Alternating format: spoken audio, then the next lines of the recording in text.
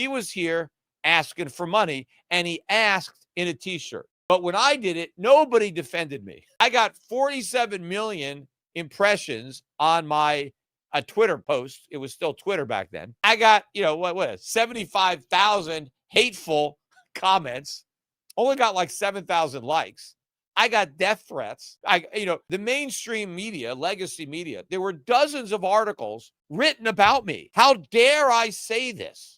How dare I, he's in a war. How could you expect him to put on a suit? Like he's in a foxhole, like he's actually under fire. I point out he was in a professionally lighted studio with makeup on.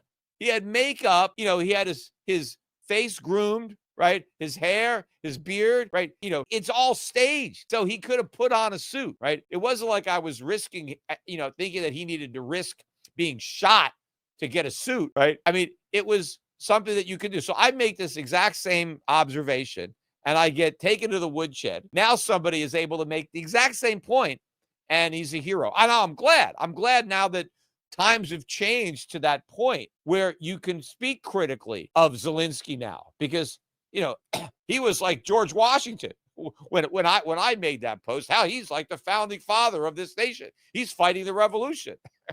I was pointing out that there's more corruption in the Ukraine than there was in Russia. Not that I was condoning the invasion. I was just putting everything in perspective, that it wasn't good versus evil. These are both bad, right? These are thugs, fighting over the turf.